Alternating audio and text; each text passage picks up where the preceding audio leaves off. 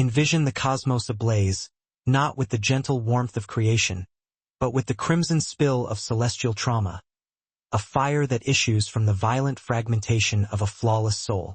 Before the scaffolding of reality was even set, an unseen, profound conflict tore through the fabric of Eden, initiated by the very being consecrated to its defense. He was known as the morning star, a figure draped in shimmering geodes of light, his existence a symphony of divine, ceaseless music. Yet one corrosive germ of thought, I shall be like the Most High, irrevocably diverted the flow of eternity. This isn't merely the biography of a repudiated angel. It is the definitive, chilling chronicle of how absolute luminosity can give agonizing birth to the deepest void. Are you prepared to bear witness to the cataclysmic instant the celestial harmony ceased, and the grand insurrection was set in motion? If your spirit yearns for the veiled truths concealed within the ancient texts, commit now to our expanding collective of serious seekers. Hit the subscribe button and activate that notification bell. We welcome you to Bible Mysteries Africa, the sanctuary where we excavate the forgotten, foundational secrets that authenticate and define our core beliefs. Be sure to like and circulate this video widely. Every shared click helps us magnify the illuminating power of the Word across the globe. Now, let our consciousness retreat to the time before chronology, to that defining day when the most exquisite creature ever fashioned chose to declare war upon his own creator. What if the entity now known as the adversary was not always inherently malevolent? What if, in that fleeting epoch preceding the shadow and the great descent, God himself uttered words, a final, poignant dialogue, that held the potential to alter everything? This is the undisclosed account of that confrontation, the discourse that reverberated across heaven's perfect spheres and shattered the structure of everlasting time. If this profound immersion into biblical metaphysics excites your curiosity, please hit the like button now and subscribe to Bible Mysteries Africa. We are forging a unified community committed to scrutinizing the scriptures, collectively unearthing the profound narratives that fundamentally reshape our understanding of God's revealed word. Before our tangible cosmos took form, before the first measure of time began its inexorable drift, the celestial realm was absolute perfection. Every element operated in flawless synchronicity. Light, the choral music of the spheres, and the nascent processes of creation itself moved in a single sublime rhythm. And amidst the innumerable host of angels, there was one whose radiance eclipsed them all, Lucifer, the morning star. His beauty transcended the limits of imagination. His sagacity surpassed all known comprehension, and he radiated a luminescence that emanated directly from the divine essence.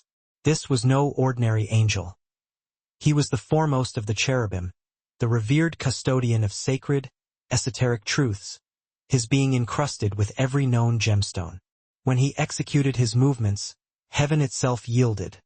The symphony of existence would crescendo or diminish in response to his very voice. In that environment of untainted tranquility, God regarded Lucifer with profound affection and unparalleled favor. Yet, even in this pristine paradise, a grave peril, a concept yet unborn but patiently latent, could be masked beneath such breathtaking beauty. Lucifer routinely stood closest to the divine throne, in a sacred locus unseen by mortal eyes, where even the highest angels dared only to tremble. It was here, in the primordial silence preceding chronological measurement, that the Creator addressed him directly. Lucifer, spoke the voice that commanded stars into existence. You are the ultimate light-bearer, the perfect mirror of my glory. Through your brilliance, heaven perceives my majesty. Through your comprehension, my angelic host grasps my wisdom.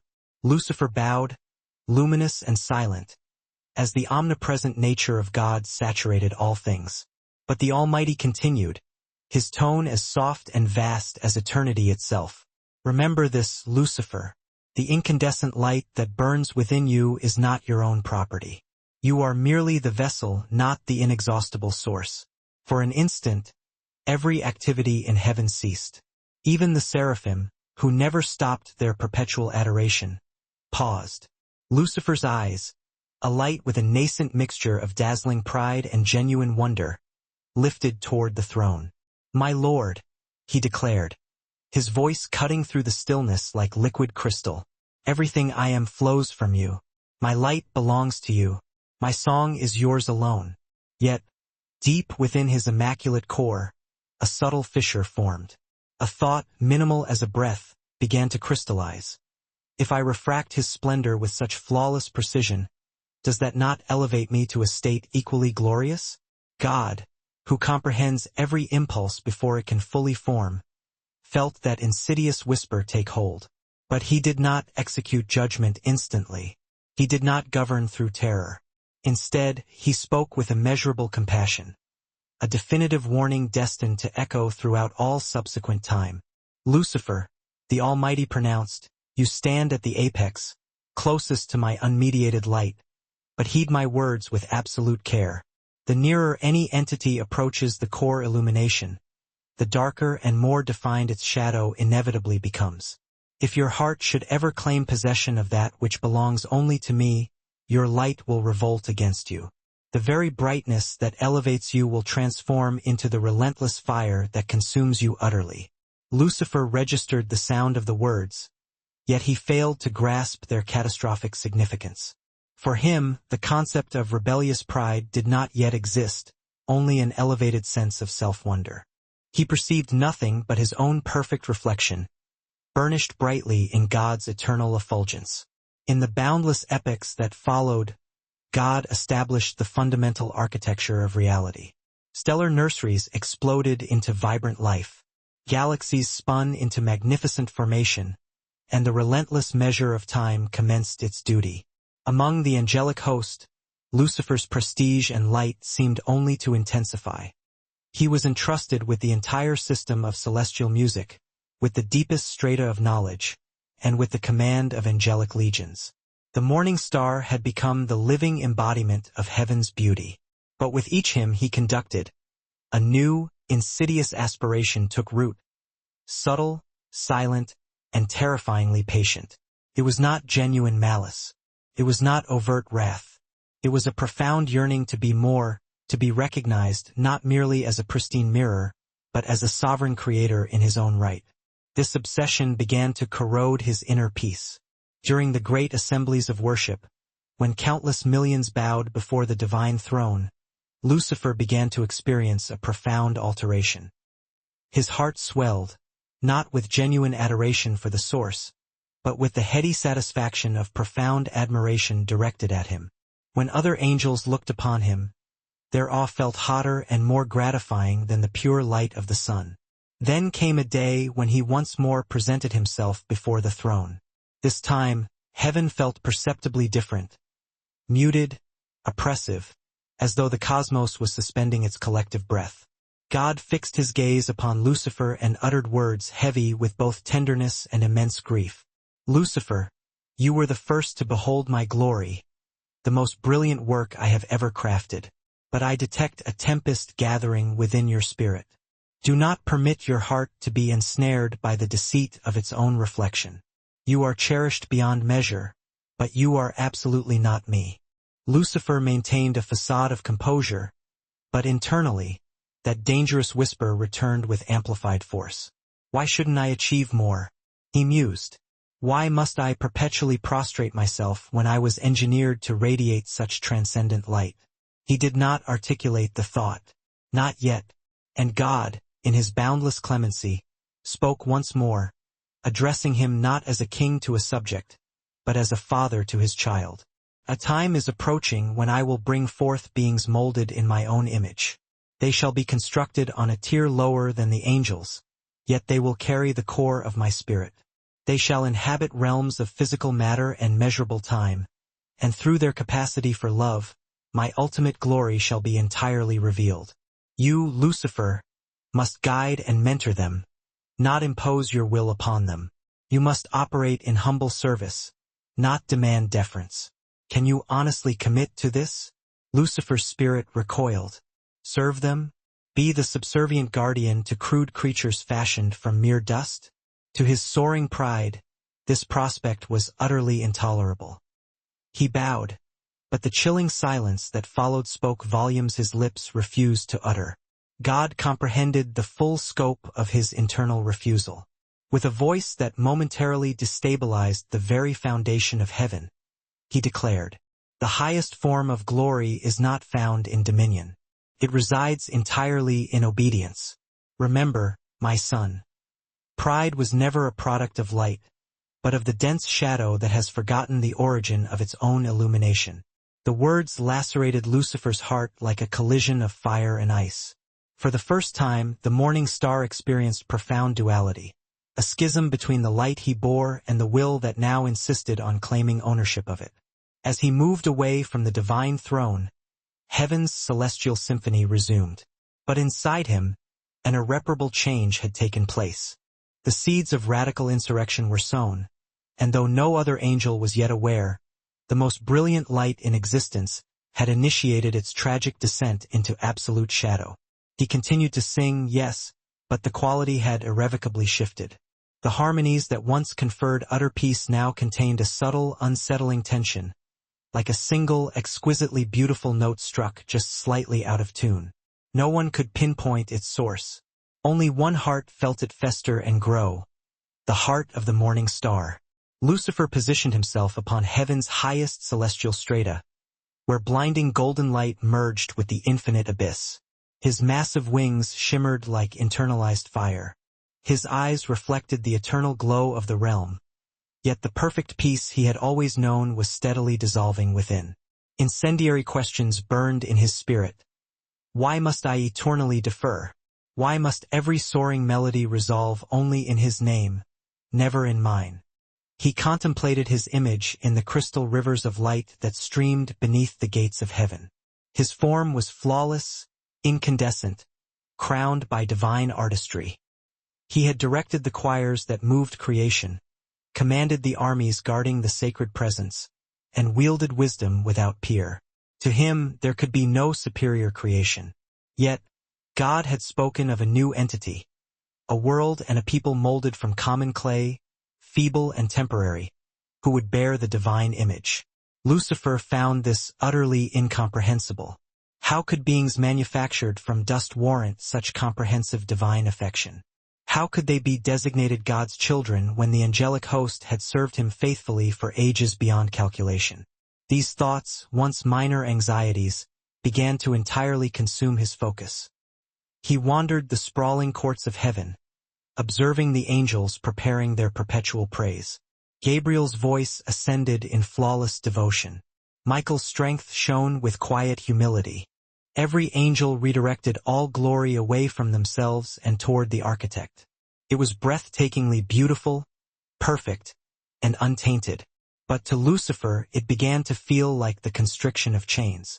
Consequently, the morning star began to withdraw. He ceased singing. He stopped participating in the massive, glorious congregations before the throne. Others registered his absence, but none dared to voice a query. Who would challenge the greatest, most beautiful work of God? In the sequestered majesty of his palace of concentrated light, Lucifer initiated the creation of his own, proprietary music, compositions focused not on divine worship, but on self-glorification. Notes that celebrated intrinsic beauty, profound intellect, and absolute autonomy. The sound was unlike anything heaven had ever known.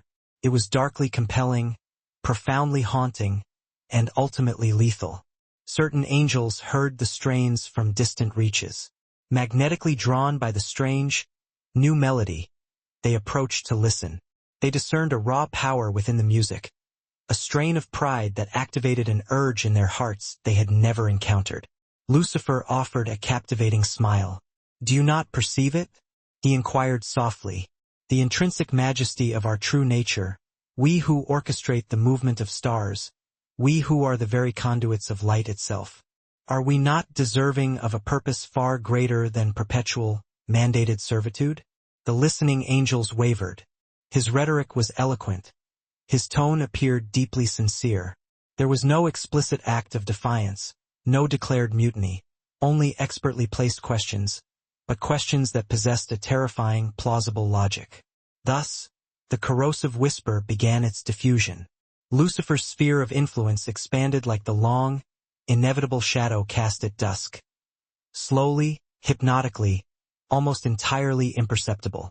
He spoke not about rebellion or conflict, but about true emancipation, not about resentment, but about higher consciousness. He christened this shift the Great Awakening. Meanwhile, positioned before the throne, God observed. He did not obliterate. He did not impose silence. Because even within the perfect confines of heaven, the power of free will had profound, irreversible meaning. Then came a pivotal day when the entire celestial congregation was summoned. The throne flared with blinding incandescence, and the Almighty's voice resonated throughout the realms. Creation shall commence, God declared. A new world shall ascend from the absolute void. Its vast skies, its oceans, and its developing souls shall carry my very breath. To them I shall bestow the gift of choice, the exact same liberty I granted you. And through the authenticity of their love, my glory will be brought to perfect completion. The angels bowed in unified adoration and celebrated. All save for one. Lucifer stood immobile, his eyes alight, not with reverence, but with a new, potent emotion, bitter resentment. When the grand assembly dispersed, he retreated to his dwelling, his enormous wings visibly trembling. They will love him, he hissed to himself, but they will never behold him. They will worship through mere faith. While I have gazed upon his essence, I have received his direct command, and still I am forced to bow. He pivoted toward the gates of heaven and stared into the infinite chasm where earth was destined to materialize. If love is truly his highest ordinance, he murmured quietly, then perhaps I must love myself sufficiently to finally be set free. That cosmic night, the farthest stars seemed to dim in premonition. In the most secluded chambers of heaven, Lucifer convened the angels who had begun to follow his trajectory, attracted not by an explicit call to rebellion, but by the sheer magnetism of his beauty, his intimidating intellect, and his fervent passion. My brothers, his voice was calm and persuasive. We have served without objection. We have chanted his praises since the primordial beginning of time. Yet now he fabricates fragile creatures of earth and designates them his children. Are we not fundamentally more divine? Should we not inherently partake in the sovereignty of his throne? The assembled angels stirred nervously. Some lowered their heads in genuine perplexity. Others nodded slowly, their vision mirroring the insidious glow of Lucifer's light. He advanced, his magnificent wings unfurling like an impending storm front. I do not seek his outright usurpation, he clarified. I only seek to ascend, to claim the standing we have demonstrably earned. If I am the carrier of his light, then why must my existence be constrained within his shadow? The words were a blend of intoxicating sweetness and fatal toxicity. And then, for the first time, he registered a sensation entirely new to his existence. Separation. The comforting presence of God, which had always pervaded his being, began to recede. His light guttered, not truly diminished, but subtly corrupted. He felt an undeniable surge of power, but it no longer descended from the highest sphere. It originated from within, a strange, thrilling force that whispered, "You require no master." In that very moment God spoke, not with audible sound, not via lightning or devastating flame, but directly into Lucifer's core spirit. Lucifer, the voice resonated, you have tragically begun to cherish the reflection more than the foundational source. You have unilaterally appointed yourself your own deity. Can you not perceive the terrible transformation you are undergoing? Lucifer glanced toward the throne, tears of pure, brilliant light forming in his eyes. I desire only what is fundamentally just, he defended. I desire only to achieve total freedom. And God's response came swiftly. Freedom devoid of love is merely hubris, and hubris devoid of truth is ultimate demise. I granted you light for the purpose of sharing, not for self-worship. I made you to humbly serve, not to rule independently. Recant before your great beauty becomes your eternal damnation. But Lucifer was incapable of turning back.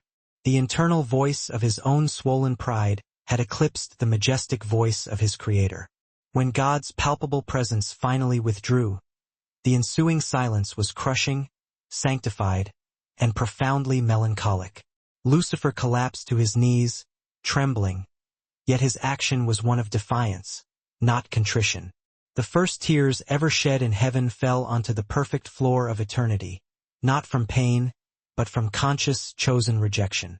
As they struck the golden glass beneath him, a minute tremor traversed heaven's sacred core. The perfect harmony that had reigned supreme now contained the unmistakable resonance of discord. Lucifer stood up slowly, his wings fully extended, his eyes no longer mirroring heaven's light. They burned with a fiercely personal, self-generated fire. "Then let it be exactly so," he whispered. "If I am barred from rising by his own will, I shall ascend by the power of mine." The surrounding stars flickered erratically, the light wavered, and in that agonizing stillness, heaven itself held its breath. The morning star had commenced his fall, not yet from the physical geography of heaven, but from the realm of divine grace. Heaven convulsed. What had germinated as silent, dangerous whispers had now escalated into roaring cosmic thunder. The eternal song of creation, once flawless, now carried the jarring echo of definitive rebellion. And at the focal point of this rupture stood the morning star, no longer blazing with celestial harmony, but consumed by the raging intensity of his own, self-made fire. Lucifer traversed the expansive halls of heaven, his tread soundless, his wings unfolding like portents of storm. Arrayed around him were the angels who had chosen to follow, not out of explicit hatred for God, but out of absolute loyalty to him. Their allegiance was tragically misguided but terrifyingly potent. He addressed them. "Brothers, we were forged from essential light, not fabricated for chains. Why must the sovereignty of heaven be reserved for one entity alone? The Almighty has endowed us with unparalleled capability, yet he withholds the seat of power. If we are truly made in his reflective image, are we not inherently worthy to govern alongside him?" The host of followers murmured in spellbound reverence. The sheer brilliance of Lucifer's presence was narcotic. His calculated words ignited a deep, primal yearning within them, a desire entirely foreign until that moment.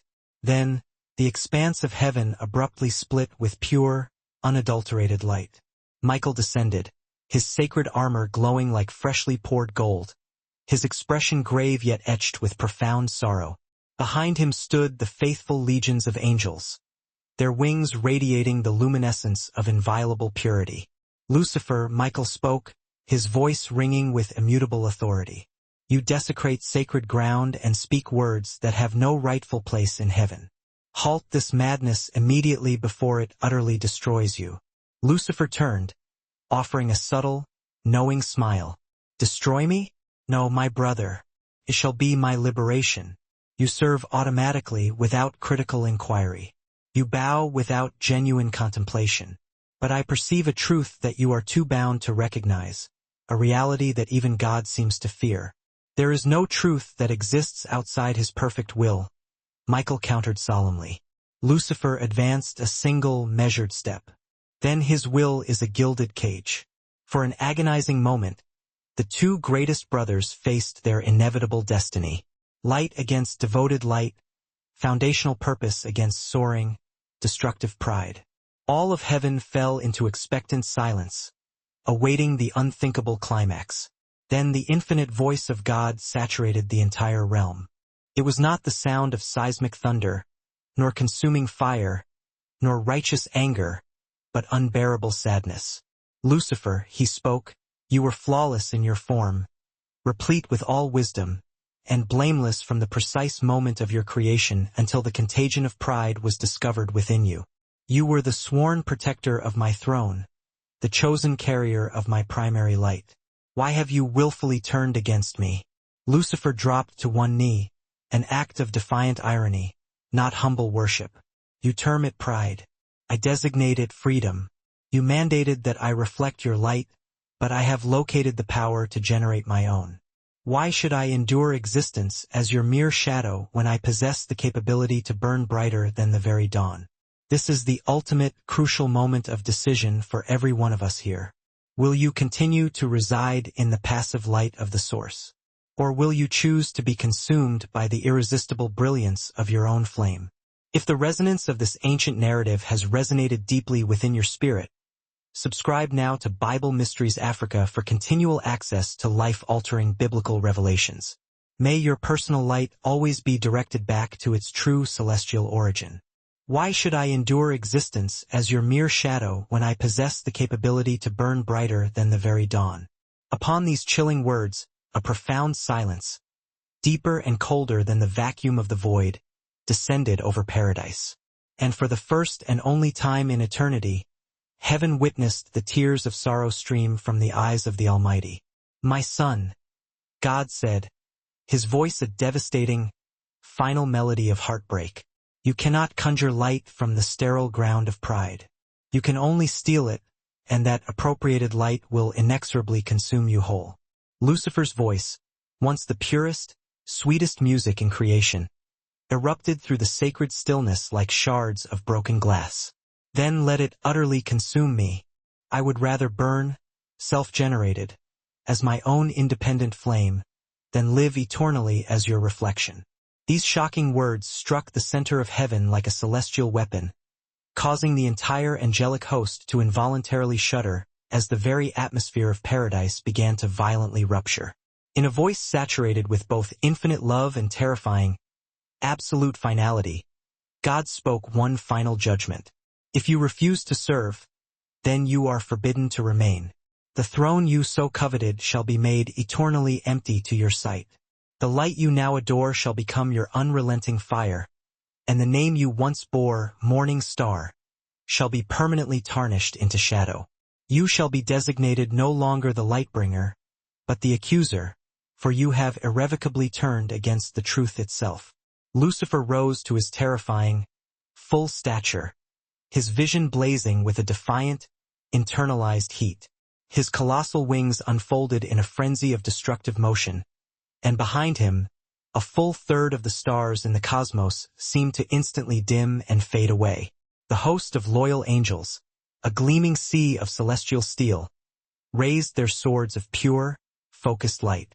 The pressure of the moment was unbearable, and the pristine air of the Empyrean fractured, igniting with a terrible, violent energy, the first agonizing spark of true war ever struck in the heart of endless peace. Archangel Michael advanced through the blinding turmoil. His consecrated armor radiated a heat like newly molten gold, and the edge of his blade, the sword of divine judgment, wept shimmering drops of sacred fire. "Brother," Michael began, his voice barely a tremor against the rising storm, "you know, deep in the core of your being, that this rebellion cannot culminate in victory." Lucifer met his gaze and offered a horrifying, jagged smile, an expression carved not by malice, but by profound, self-inflicted agony. "Victory is not measured by joy, Michael, but by the price paid in pain," he hissed back. "Then let this day end in everlasting glory, purchased by our fall." Thus the definitive conflict erupted. It was no common war of perishable steel or confined by the boundaries of time, but a primordial clash of pure, unyielding will against will, of brilliant radiance set against encroaching shadow. Michael's every sweeping stroke echoed with the immensity of eternal justice, a sound that sang across the cosmos. Conversely, every desperate blow from Lucifer's shattered blade screamed with the unbearable torment of wounded, agonizing pride. As the two forces met, nascent stars were fractured into dust, the lower realms recoiled and trembled, and the celestial choirs of the loyal angels covered their faces, weeping as the perfect, pristine harmony of creation was violently shredded into utter chaos. Yet, through this unprecedented devastation, the infinite Father watched. His gaze held no trace of vengeance or rage, only the silent, profound grief of a parent witnessing the irreversible choice of a beloved child. True love, the text reminds us, cannot destroy the object it once cherished. It can only, in its ultimate respect for free will, allow it to fall. Lucifer fought now with the uncontrolled, apocalyptic fury of a dying sun. For a time, his strength was terrifying and unmatched. His twisted beauty, though marred by defiance, was still terrible to behold. For one devastating, fleeting moment, The searing brilliance of his rebellion illuminated the skies brighter than 1,000 stellar creations combined. But the sacred architecture of divine order cannot be fractured or broken by pride alone, no matter how immense. Michael's army, the legions of the faithful, rose in perfect, devastating unity, their shared, overwhelming cry shaking the deepest foundations of eternity. Michael, who is like God? Lucifer's internal, self-generated fire began immediately to falter. His light, which had severed itself from the true source, could no longer sustain itself and began a catastrophic collapse inward. What had once been the morning star's incomparable brilliance rapidly transmuted into a searing, burning torment. Michael drove his sword home. The blow was final, decisive, and mercifully swift. And Lucifer fell. He plunged through the shimmering, torn clouds of glory, past the dizzying array of stars, and through the very veil of eternity itself. His corrupted followers fell after him, their magnificent white wings agonizingly tearing, transforming into scorching black flames as they descended. As the former Lightbringer plummeted into the unimaginable emptiness of the abyss, he heard one last, defining voice, utterly calm, infinitely vast, echoing across the void. Lucifer, I gifted you light, but you have chosen fire. You may never rise above me, but understand this. I will never cease to see you as the one who once carried my light. Deep within the infinite void, Lucifer finally stopped his uncontrolled descent and opened eyes now burning crimson. His wings were the color of absolute night, his glorious beauty horribly twisted and fixed into a permanent mask of searing rage and eternal resentment. If I cannot possess heaven, he whispered into the boundless dark, his voice now a venomous hiss, then I will possess their hearts. He issued his silent command, return. This ancient drama holds the ultimate and everlasting warning for us all. The sin of pride begins not when we achieve greatness, but when we fundamentally forget where the power, the gifts, and the light we carry truly originate. Every time we seek to become the source of radiance rather than merely the humble reflection of God's glory, we step firmly onto the destructive path of the fallen angel. But you possess the sacred choice to walk a completely different path. You can choose the way of profound humility and the steadfast presence of the true light that is eternal and never fades. If this powerful journey through the ancient mysteries of Scripture has strengthened your spirit or illuminated your mind, please help us spread this vital word across Africa and beyond its borders. Hit that like button now, share this essential message of hope and humility, and subscribe to Bible Mysteries Africa. Together, let us stay wide awake to the deceptions, stay deeply humble in our service, and remain forever anchored in His unchanging light.